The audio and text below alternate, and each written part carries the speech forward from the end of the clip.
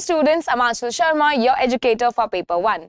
So we have been discussing PYQ series and the concepts related to it, and today is the last video of this initiative that we took for you, that is the last lap. So I'm sorry that I'm feeling a little under the weather and the voice can be a little bit harsh, but you have to bear with me, and we are going to solve questions related to environment today, and not only environment but also related to communication and teaching aptitude. So it's a mixture of all these questions together. About 5 to 6 questions are there, and I want you to pick up all of these questions. You should know from which unit this question is being asked, first of all, and then you should also know how to answer that, of course. So we have the explanations and the concepts so that you can easily understand these things, right? So this is the first question, and this question is that for use during teaching, from the list given below, identify the questions that are the process type rather than the content type questions. So you should know which is the process type question and which of this is the concept type question. So divergent questions, fact-based questions, concept-based questions, lower order questions and higher order questions. These are the few types of questions that the teacher tends to ask whenever we are in the classroom scenario. So right now you have to tell me what is the basic difference, and it should also be clear what is the basic difference between a process type question and a content type question. Also, you should know what is the difference between a divergent question and a convergent type approach, right? So divergent and convergent are also important here. Now let us first of all see the answer and then we'll look at the explanation. So the answer is A, that means A, C and E, right?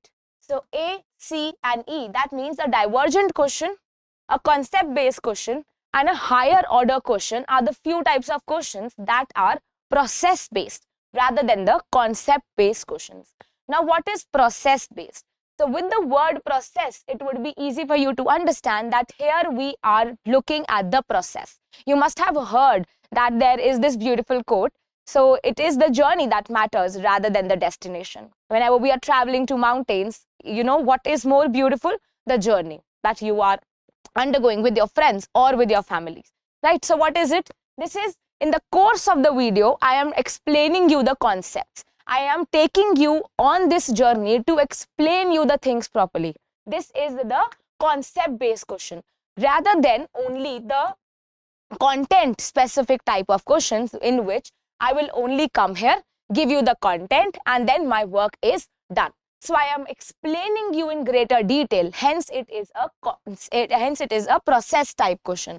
But if I'm just giving you the content that yes, this is the question, this can be asked in the exam, these are the few things that are important, that is a concept type of question or a content type question. Not even concept, it is content. You are only focusing on what? You are only focusing on facts. But here what you are focusing? Here you are focusing on explanations, understanding the things in greater detail. Now what is the difference between divergent and convergent? That should be clear to you. So whenever you look at a given concept, so this is one concept that I want to explain to you, but to explain this concept, I am bringing on such a thinking inside your brain, such a reflective thinking is being enhanced so that you can think about the other things that are also affecting it. So this is a divergent approach where you are also thinking about the other things related to it and then you are moving at the center. That is how a holistic growth can be seen rather than convergent question, because in convergent or a content type question, you only focus on the particular thing that you are studying, right? So this is the basic difference that you should know. So there should always be a divergent approach in the class so that you know that understanding the different things will help me understand that particular thing that I'm intended to do properly. So this is a divergent type question. Then we have facts-based question. So these fact-based questions are what you are targeting on the memory level here. So this is the memory level. Here you are not understanding anything. Here you are just grasping the things. Hence it is a fact that is you are targeting on. Then we have the concept. So you are explaining the full concept properly. You are explaining not only giving the content is important, but the concept is itself very important. The teacher is taking you in this journey and explaining you everything properly. So with explanation, she is explaining you the concept. Then we have the lower order. Now, of course, the memory level or the fact-based questions are the lower order questions, because here cognitive growth is not targeted on. Here what is there? Here only memory level is seen. No reflective level or understanding level is achieved at lower order type of questions. Then we have the higher order questions. Now this is where you will have a heuristic approach. Who is the one who talked about heuristic learning? It is Armstrong who talked about heuristic learning. How you can learn things on your own, do things on your own. The teacher will be a facilitator. The teacher would be a guiding hand, will be a supporter, not a one who is making you walk. You are no more at autonomous stage. You are at which stage? You are reflecting on the things. You are at a reflective stage. So where do you think the process type questions would be? It would be divergent, it would be the concept based, and it would be the higher order thinking. Fact based definitely nahi hoga. So you can, wherever you find B, just strike it out. And of course, we don't want lower order. Lower order is, you are not even thinking properly there. It's always memory based. So wherever you find D, you can strike it out as well. So what is the answer? This was very easy to come up, right? Now let us read. So the process type questions, the process questions actually require more thought. Here you are thinking, here you are analyzing. So there is thought and there is analysis and there is sharing of opinion as well. So the process questions are designed to test the in-depth knowledge of a particular subject, and your ability is also enhanced to analyze the thing properly. You are analyzing the different components that are there. So a divergent question, a concept-based question, and a higher order question are the process type questions, as they require the students to go beyond the conventional thinking. I am pushing you further than the conventional thinking. It is no more indoctrination. It is no more drilling of the facts, but taking you forward, right? Here, I am taking you, the students have to analyze and think deeply. They have to deeply evaluate the various components of these questions in order to answer them. So you have to deeply think about all these things. Then there are some fact-based questions, and the lower order questions are the content type questions, as they are based on the conventional mode of learning. That means here you are only recalling the answers without evaluating or analyzing them. So what all are the keywords that you should know? First of all, you should know that there is thought involved. Then there is analysis involved. There is sharing of opinion. There is always critical thinking. You are enhancing your ability and you are analyzing the different components that are there. From here, you will be doing reflective thinking, right? Now, let us move further. So, when a teacher presents the most general ideas of the discipline first, followed by the gradual increase in the detail and specificity, it is known as what? What do you call it? Is it progressive differentiation, inductive thinking? Is it cooperative learning? Is it jurisprudential inquiry?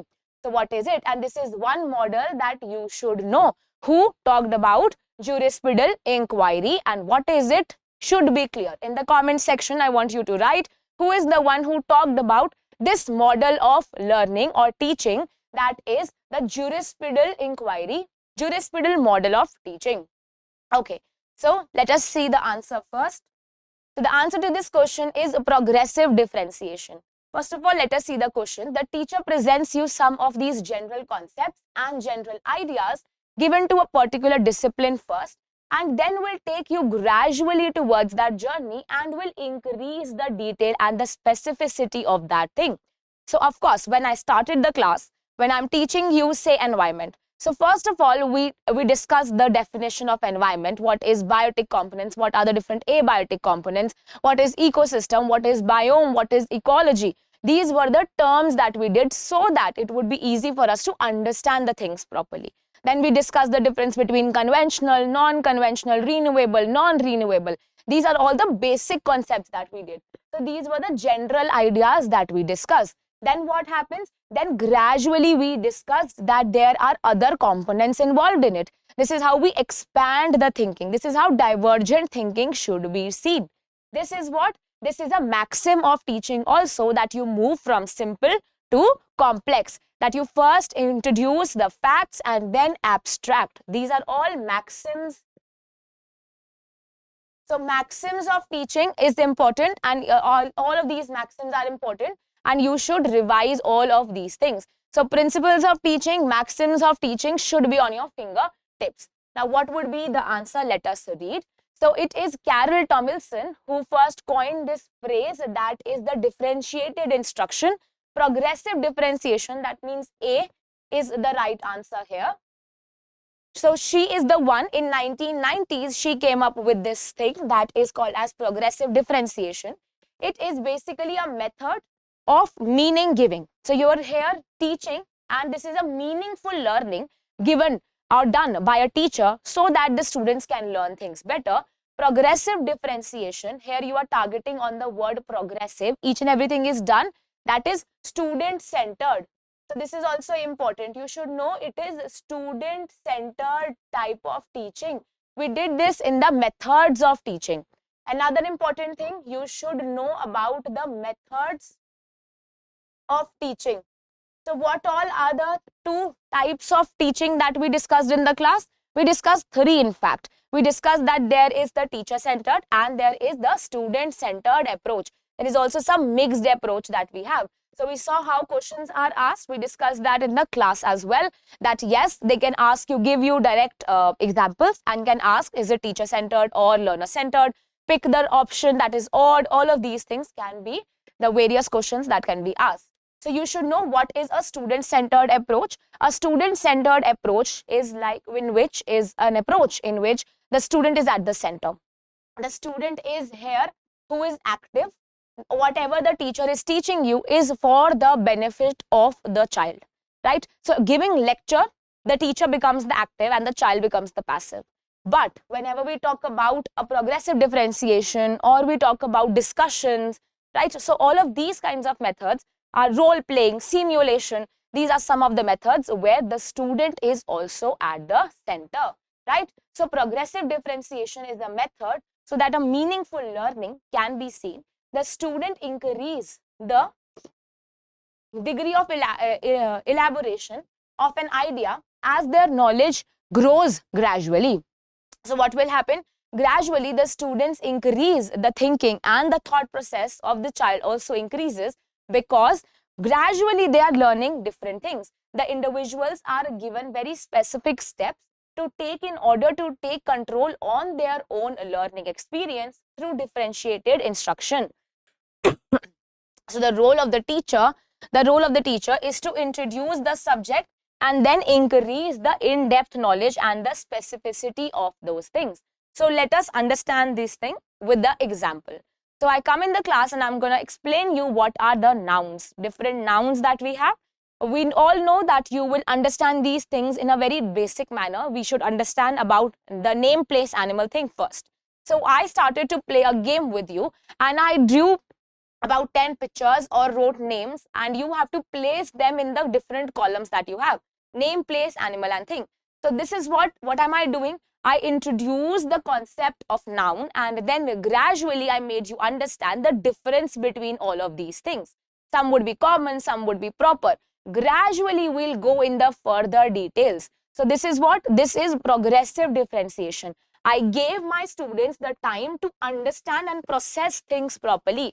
With Gestalt law, we are breaking the things properly to understand the whole concept. So this is what? This is progressive differentiation so that there can be a meaningful learning. The individual students will understand the specific steps properly in order to control their own learning experience, right?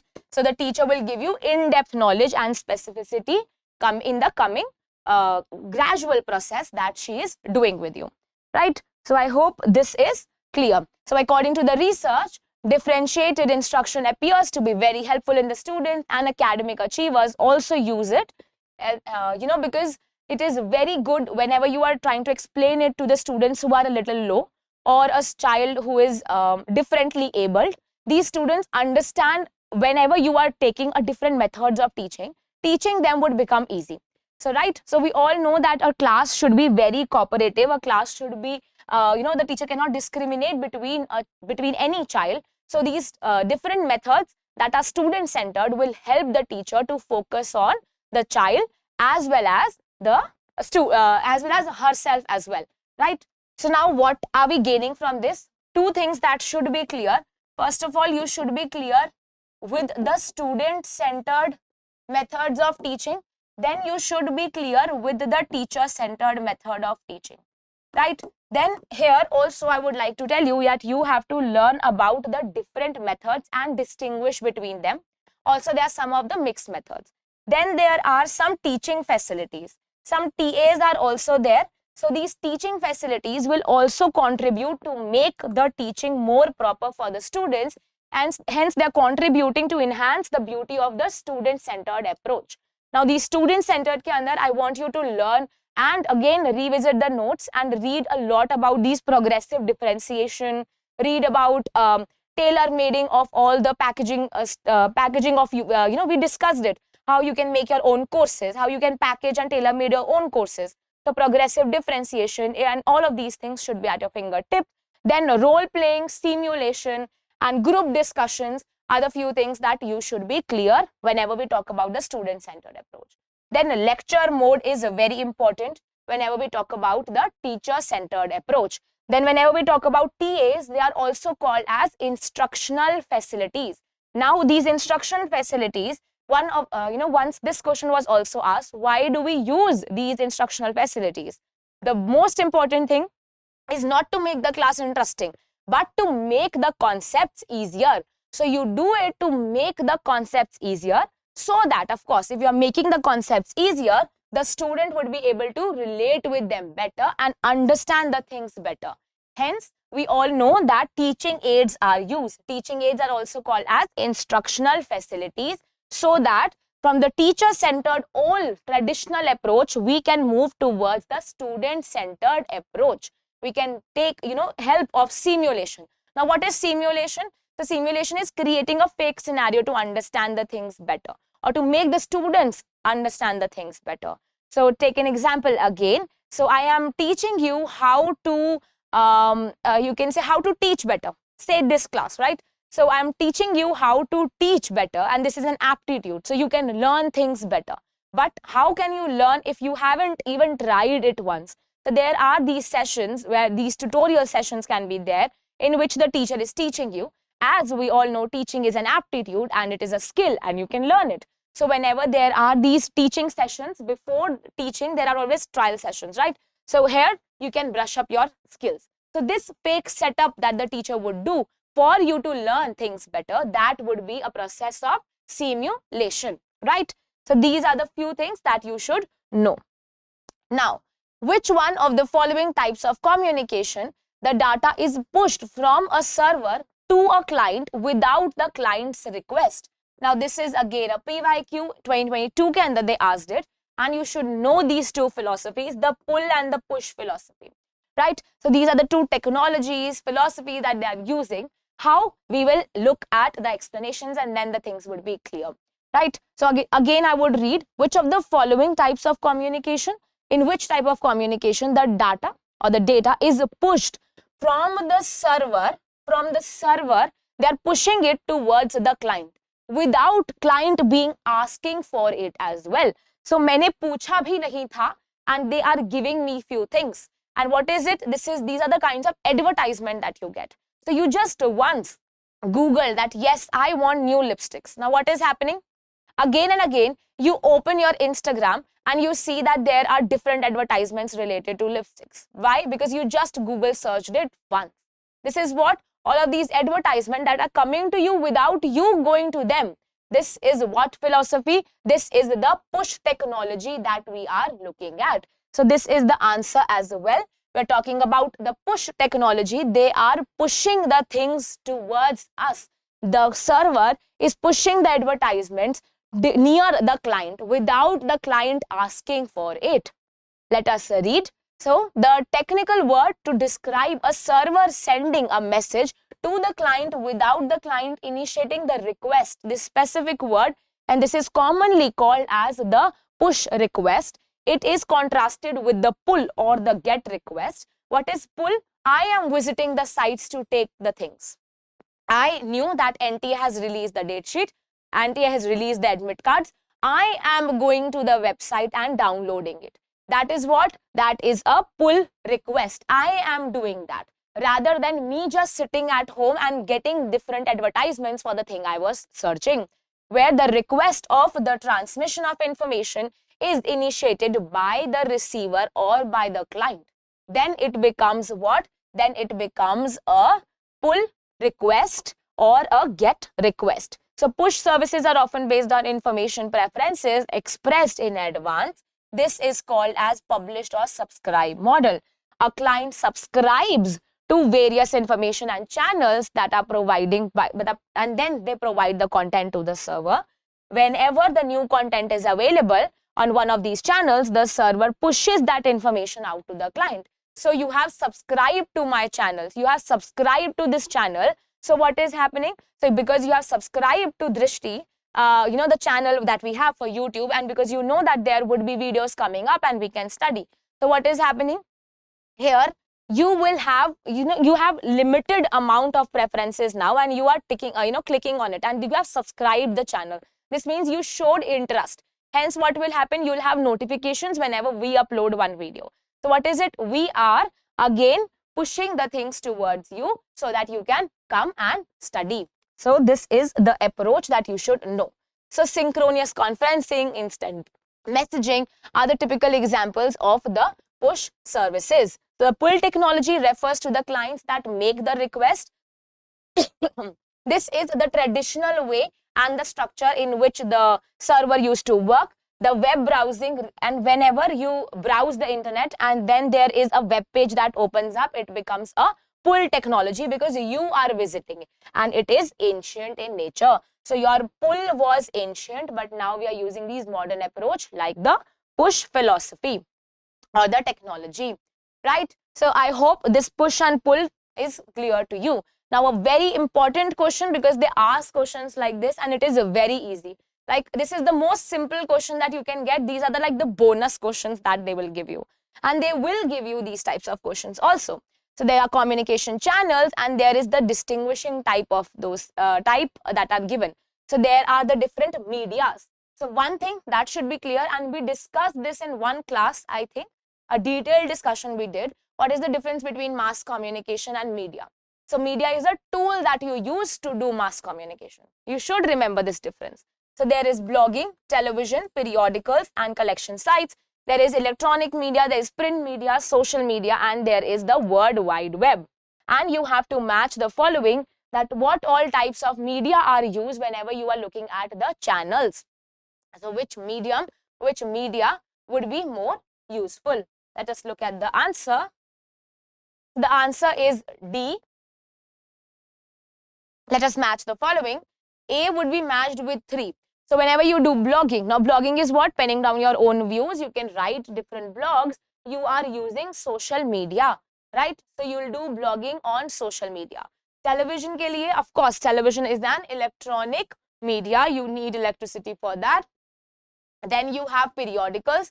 Now periodicals are printed. You have different periodicals, different magazines. This is the print culture that started. So this is the print. And then we have D to 4. That means the collection of websites, and you will find different websites on www. That means the World Wide Web, right? So this was very easy. I am sure that you were able to answer it as well. Now they ask questions like in the chronological order, you have to you set that which media came first and which media came later. So you should know that there is this print culture came first, and then only this we have this blogging thing that started later. So you should know how the chronology is there, right? Okay, now an important question. So which of the following need strengths in Maslow's hierarchy are related to the higher order learning? So what is this? This is Maslow's hierarchy. and he gave that there is always different orders or different needs that are there in our, we always have different needs, and gradually we move further. So he gave this hierarchy that gradually there are, or one of the need is solved and then we move towards the other level. This is Maslow's need hierarchy, and you should know which is at the top. So is it physiological needs, it is safety needs, social esteem, and need for self-actualization. So which out of these is the higher order or the highest order of learning? So let us first of all read it, and the answer is D. That is D and E, and it would be clear when I'll be teaching you all these things, right? So I'll be giving you the explanation. So we have D and E, that is the esteem needs, and then we have the attainment of the self-actualization. So we start with the basic needs. There are some few basic needs, and after you have attained these basic needs, you move towards the higher order. So first of all, this is hierarchical in nature, as the word says. You have to move always in a chronological order. When the basic needs are met, then only you can move towards the higher order needs. Now, first of all, let us read it. So it was Abraham Harold Maslow who advocated that there is this theory of motivation that is based on various needs. So you become motivated to do a particular thing when your needs are fulfilled. If your needs are not fulfilled, then you won't be able to meet your requirements. You cannot be motivated to do the work. Say, for example, you have been doing a lot of work and you are not acknowledged for that work. So you know that whatever work you are doing is not acknowledged, hence you won't put that much effort in that work. What is it? This is that your needs are not fulfilled. Your psychological needs, your physiological needs are not even fulfilled. How can you move towards one step further? So you are doing you're doing a lot of work and your boss is paying you very low. So what will happen? Your basic problems are also not solved. You don't have a good place to crash to. You don't have a good home. You don't have a good family. What will happen? You can never lead a good life. You can never move towards a self-actualization process. You cannot attain a lot of happiness here. So Maslow identified that there are 5 distinct categories of these needs, and he arranged these needs into a hierarchical order. He stated that the individual which wishes to satisfy a particular need to a moderate extent and then tries to satisfy the next level of need. Now, what is it? Now, what all are these needs? The first need that he talked about is the physiological needs. These are the basic needs. Then you need safety, shelter, a home to stay.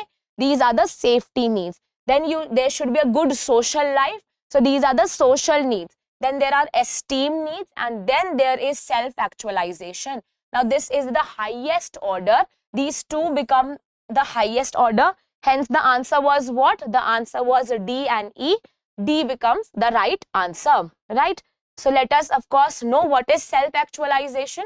Self-actualization is when you are satisfied at everything. Do you think that can any one of us be fully satisfied? No. First of all, there were critics who talked about it as well. They said that it is unattainable. Even the richest person in the world cannot be satisfied because you'll always be craving for more. So what is this? You never lead towards self-actualization. Hence, Maslow said that you try to attain it. As long as you're trying, you will be still satisfied. So, kuch to aapko milna chahiye. You cannot be completely dejected. Otherwise, you won't be able to move further in your life. And these esteem needs is that you are valued. You are valued that yes, I'm doing something good in my life. Then only my death would come easily to me. Otherwise, in my deathbed, I would be, I would be in pain that I have not contributed much to myself, my family, and to the world. And this self-actualization is this nirvana, this moksha, that yes, now I can die because I have attained a lot. All of these are those things. Now let us see. So first of all, there is this physiological needs. These physiological needs are the basic food, water, warmth, and place to rest, your homes. You need these physiological needs to be fulfilled so that you can think about safety. Safety, security, making starting your own family. So these two are the basic needs. So this is the safety needs that talks about the security and the safety that you have. Safety, Safety can be in a sense or in a feeling as well. Sense of responsibility, protecting your family, giving them safety are all things that they are talking here. Then we have belongingness and love needs. These belongingness and love needs are the intimate relationships that you have. You can only love when you feel safe, when you can safeguard yourself, when you can live a good life, you have food, water, a place to live, then only you will talk about safety. And if you have these two things, you can start a new family, right? You will marry, you will have kids. So this is an intimate relationship stage, and you have friends here. Then you have esteem needs. Esteem needs give you a sense of accomplishment. These are the needs where you feel prestige, where you have a feeling of accomplishment that yes, I have a good stable job, I can live a good life. So these are the psychological needs. Then you have the full the self-fulfillment needs, and these are the basically the higher order needs. This is self-actualization, where you are at your full potential, including the creative activities also. So how will you be motivated? You'll only be motivated when these proper needs are in the right order. So first of all, you will have the physiological needs. If they are satisfied, you are at the safety needs, you are motivated to work further. Then you will move to this level, this, so on and so forth. And gradually, with the motivation, you can move upward. So this is how he explained the things. Now this is another question that's coming from environment section. So assertion and the reasons are given there. Chromium and iron contamination is found in wastewater in some of the industries. Then the reason is the higher dose of chromium, a higher dose of chromium and iron can cause toxic effects in your body. So now these two statements are the assertion and the reason, and you have to look at them separately. And also, how is this assertion or being good, is this assertion correct, or is this reason the correct explanation for assertion, right? So I would read again. Chromium and iron contamination is found in the water or in the wastewater in some of the industries. Yes, true. And is the higher dose of chromium and iron, this can cause toxic effects to my body? Yes. But do you think that this is the correct explanation for the things that we have been talking in assertion? So both A and R are correct, but R is not the correct explanation of A. How? Let us read. So we know that chromium and iron containment is found in the wastewater. So chromium is potentially a very toxic metal occurring in the water and in the groundwater as a result of what? As a result of natural and different anthropogenic sources. What is anthropogenic sources? These are the activities that are done by the humans. So the environmental contamination of the chromium and iron is gaining more consideration because it is widespread through the world with high levels of water, soil owing to the natural and anthropogenic activities. These includes these activities that we were talking are mining, or these metal working, or these steel factories, or this metal alloying production, paint manufacturing, wood, paper processing factories, dye factories, or there is the raising, all of these are raising the content of chromium in the water. So all of these factories will throw the water, will throw away or dispose the water in the oceans, in the lakes, etc. So what will happen? The water will seep down, of course, in the groundwater as well. So whatever this water that we have is contaminated to some extent with the chromium, and it is highly found now. In addition to the fallout of the ashes produced by incineration or by the coal and the municipal waste are also contributing, and this is increasing the growth of chromium. Also, the production of the second generation fertilizers are also adding chromium and iron content in the soil as well as in the water. Then we have the assertion, sorry, then we have the assertion is correct, right?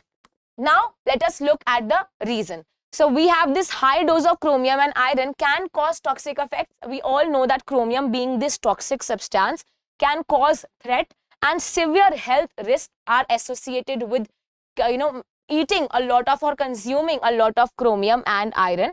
So these heavy toxicity is proven whenever you consume them. It can be a major threat. There can be several health risks associated with it.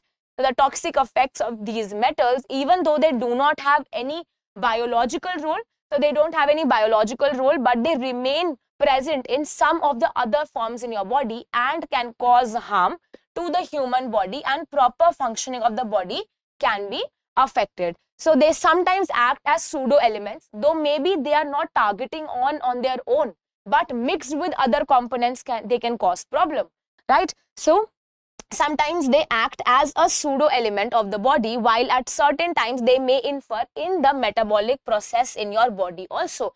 So it can happen that they don't directly affect your body, but sometimes indirectly they can cause various health problems. So various public health measures have been taken to undertake and prevent the control of these toxicity.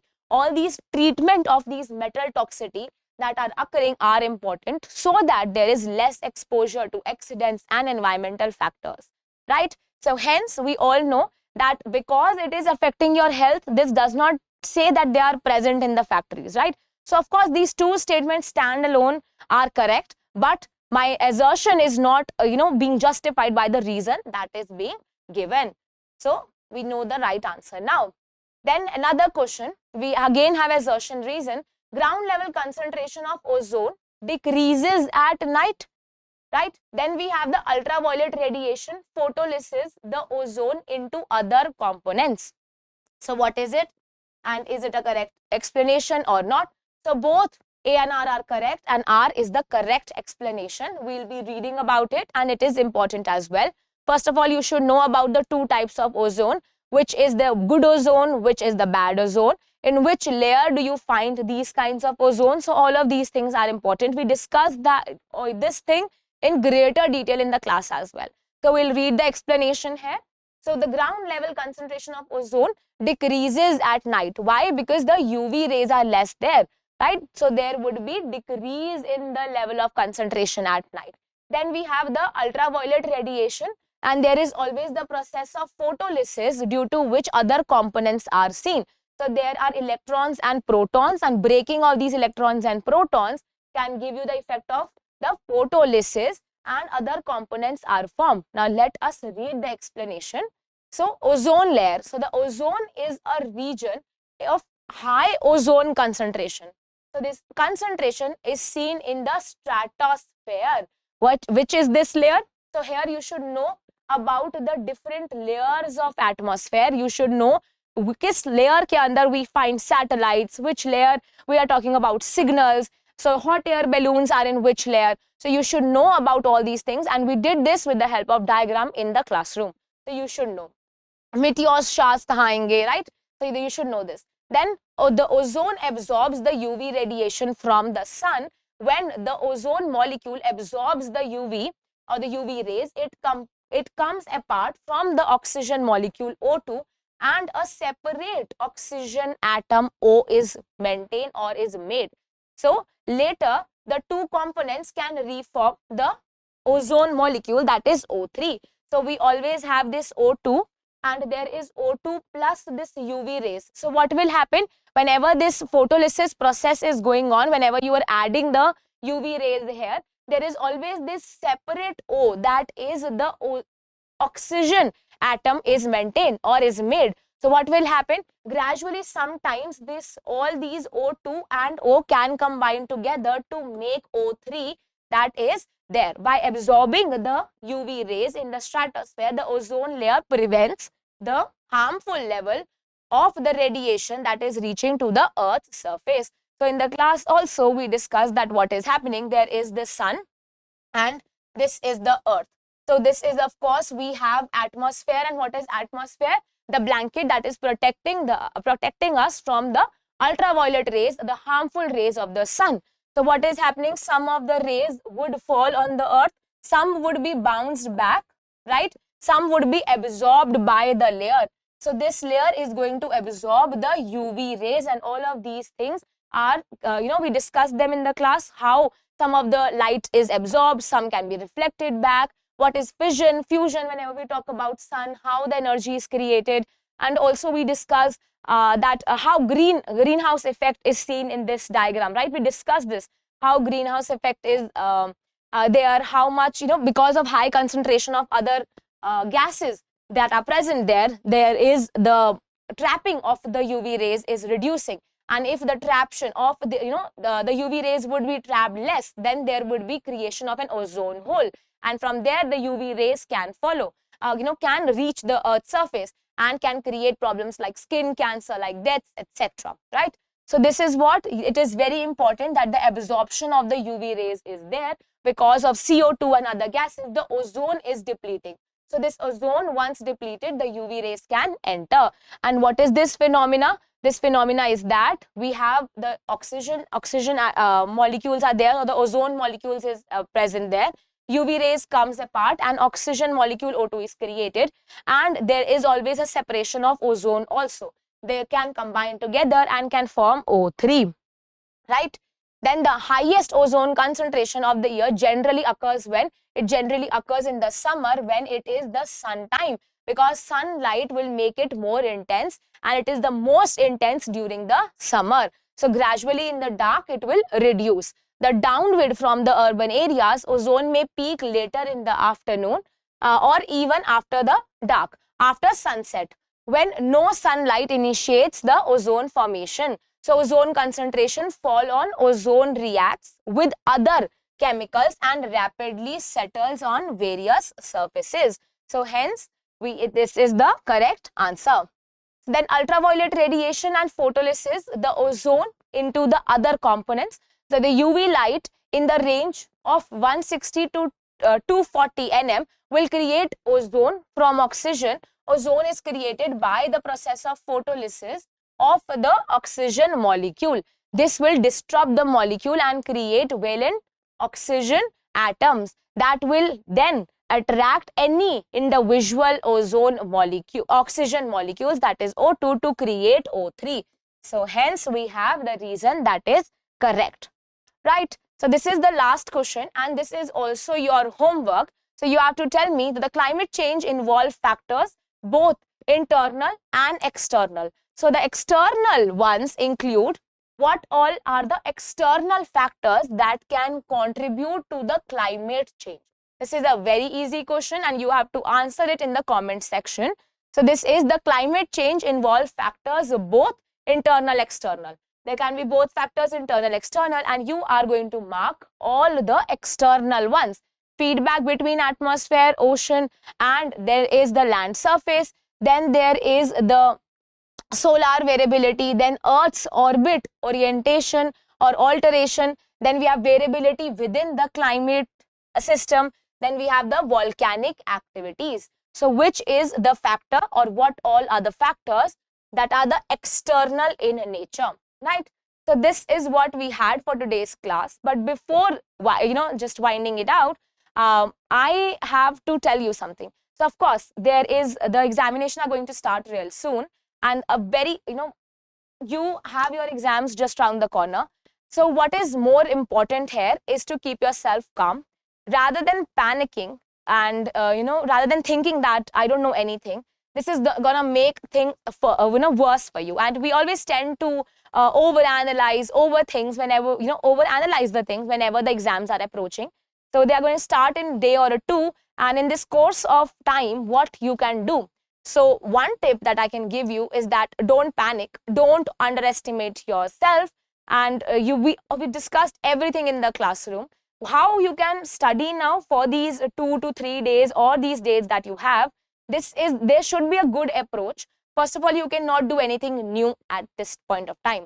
You cannot go, you cannot just Google, or you cannot download a different ebook to read anything. So at this point of time, you have to revisit all your notes. We have created good amount of notes, I'm pretty sure, in the classroom. By each in front of each statement, I used to tell you that is it a PYQ or is it a potential question. So how you can revisit those notes? First of all, you have to read all the PYQs, all the statements that I asked you to write. You should know, you should read all of these things that we have discussed in the class. This will create a better understanding. Also, there should be this heuristic approach done, maintained in the classroom as well, while you are performing, while you are giving the exam. So what is it? You should make heuristic guesses. You should make educated guesses, because you know that you cannot know anything. None of us can know everything. Like no one is that educated that you're going to solve all the questions. You should be very clever, very smart. This is the smart work, that will take you forward. So this smart work is take calculated risk. Of course, there is no negative marking. So you can mark the answers, but if you really don't know it, then there's no point of just, marking it. But if you ask me, you should make heuristic guesses. You should come to a point where, there's always this point where you will be confused between two options, between A or B, right? So you eliminate the two, but you find yourself stuck between these two options. So that at that point of time, you will remember these clauses. You should know, you should link things properly. You should correlate all these things. First of all, you should identify that what they are asking, and then relate it with the other concepts. If you relate it with all this gradual process in these 3 to 4, months you have been studying for this exam, then of course you'll remember and you'll mark the answers properly. Also, one tip that we tend to do, because of panic, we don't read the statements properly. So you should read the statements properly. You should read, is it assertion, reason, statement wise questions. Then you should read the not word that is always there and we tend to miss it. So this not word, ascending, descending, all of these things are very small details. You will find it funny when I'm telling you all these things, but these are the blunders that we do in the exam. So whenever you are doing the questions from ICT and you have numericals, rather than panicking, just do them properly. Or if you find your data interpretation is very difficult, just take deep breath and solve the questions, right? Once you just start solving questions correctly, you will have a good momentum. And of course, the paper is definitely easy. It's going to be easy. We're going to pray for you. And you will clear this exam in this go only, right? So stay happy, keep motivating yourself and be happy and keep on studying. So it was the last lap. It was lovely serving you. It was really good that we interacted like this in the classroom. We could not, right? So just visit all the classes again once so that you are clear with the concepts. Don't leave the most important things that I told you in the classroom, right? So keep on studying, keep on smiling. Thank you so much. We'll meet again. Thank you.